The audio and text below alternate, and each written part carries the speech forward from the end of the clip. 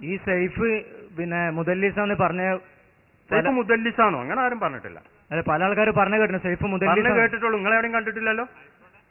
ഇല്ല, ഞാൻ കണ്ടിട്ടില്ലെങ്കിലും നിങ്ങൾ പറഞ്ഞ കേട്ടിക്കണ്. അതെ, സൈഫ് മുദല്ലിസാന്ന് പറഞ്ഞ കേട്ടിക്കണ്. മുദല്ലിസാന്ന് എല്ലാവരും പറഞ്ഞു കേട്ടേ. അയാളെടുത്തുനിന്ന് ഇത് അയാളെ കൊച്ചി പണ്ഡിതന്മാർ പറഞ്ഞാൽ ഞാൻ അപ്പണ് പറഞ്ഞുതരാം, കേട്ടോളി. നിങ്ങൾ കേട്ടില്ലേ? ഞാൻ കേട്ടിക്കണത്. അത് ശരി, എന്താ കേട്ടോളി. സൈഫിനെ കുറിച്ച് എന്താ പറയുന്നത് കേട്ടോളി. എല്ലാം ഇതാ കാലൽ ഹാഫിദ് ഇബ്നു ഹജർ തഖ്രീബു തഹ്ദീബ് എന്ന ഗ്രന്ഥം ഉണ്ടായിരുന്നാ വായിക്കുന്നത്. നിങ്ങളത് പോയി നോക്കണത് നല്ലതാണ്. അങ്ങനെ ഉണ്ടെങ്കിൽ ആരെങ്കിലും കേട്ട് പറഞ്ഞ് ചോദിക്കാന്ന് പറഞ്ഞാൽ അത്ര ശരിയല്ല. ഉറപ്പുണ്ടായി ചോദിക്കല്ലേ. അതാണ്ട് സൈഫിനെ കുറിച്ച് പറഞ്ഞ എന്തൊക്കെയാ പറഞ്ഞത്. നിങ്ങൾ പറയണൊക്കെ ഞാൻ പറയുന്നിട്ട് മറുപടിയും പറയാൻ കേട്ടോളൂ. അതിന് ഒരുങ്ങി വന്നാലേ നമ്മളിന്ന് ഇതാ കേട്ടോളൂ. കാലൽ ഹാഫിദ് ഇബ്നു ഹജർ റഹിമഹുല്ലാ തഖ്രീബു തഹ്ദീബ് എന്ന ഗ്രന്ഥത്തിൽ പറഞ്ഞ ആരാണ് ആള്? സൈഫ് ഇബ്നു ഉമറു തമീമി എന്നാണ് അയാളെ പേര്. സാഹിബു കിതാബി ജിദ്ദ, അർ-രിദ്ദ എന്നൊരു ഗ്രന്ഥവും അദ്ദേഹത്തിനുണ്ട്. വയുക്കാലു ലഹു അൽ-ലബ്ബി, ലബ്ബിയാണെന്നും പറയുന്നുണ്ട്.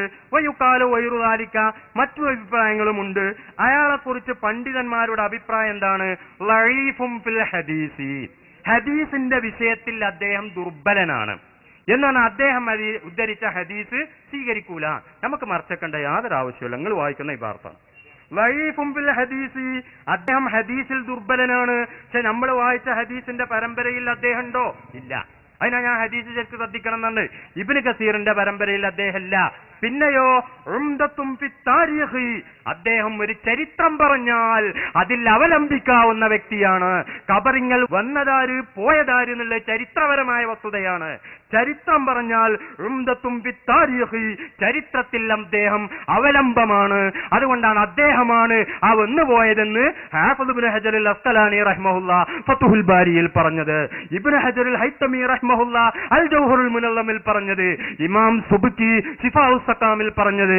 ഹാഫിദ് ഇബ്നു കസീർ അൽ ബിദായ വൻ നിഹായയിൽ പറഞ്ഞത്. ഇനി ഞാനൊന്നുകൂടെ പറയട്ടെ. ഹാഫിദ് ഇബ്നു കസീർ പല സ്ഥലത്തും അഭിപ്രായ വ്യത്യാസങ്ങൾ ഉണ്ടാവുമ്പോ ഇതിനെ നമുക്ക് വായിക്കാൻ കഴിയും. സൈഫ് ചരിത്രത്തിലൊരു വിഷയം പറഞ്ഞു, സൈഫ് അല്ലാത്തവർ വേറൊരു വിഷയം പറഞ്ഞാൽ ഇബ്നു കസീർ അവിടെ അവലംബമാക്കുന്നത് സൈഫിനെയാണ്. ഇതിനെ വായിക്കാൻ കഴിയും. വേണമെങ്കിൽ ഞാൻ വായിച്ചുതരാം. രണ്ടഭിപ്രായം എന്ന് ചരിത്രപരമായ വസ്തുതയാകുമ്പോൾ രണ്ടഭിപ്രായം എന്നാൽ ചരിത്രത്തിൽ രണ്ടഭിപ്രായങ്ങൾ വരുമല്ലോ. അപ്പൊ ഹാഫിദ് ഇബ്നു കസീർ അവിടെ ആരെ പ്രബലാക്കുന്നത്? അത് സൈഫിന്റെ അഭിപ്രായത്തെയാണ് മൂപ്പര് പ്രബലമാക്കുന്നത്. അപ്പൊ ചരിത്രമാണ്. ഖബറുകൾ വന്നതായി പോയതായത്. ഇന്നലെ കോഴിക്കോട്ട് വന്നതാര് പോയതാര്? അത് ചരിത്രപരമായ വസ്തുത. അവിടെ വന്നു എന്നുള്ളത് വരെയാണ് ഹദീസുള്ളത്. ആ ഹദീസിൽ സൈഫില്ല. അതുകൊണ്ട് സൈഫ് ഉള്ളത് കൊണ്ട് സൈഫിനെ കാട്ടി ഈ ഹദീസിനെ കുറിച്ച് ഒന്നും പറയാൻ കഴിയില്ല.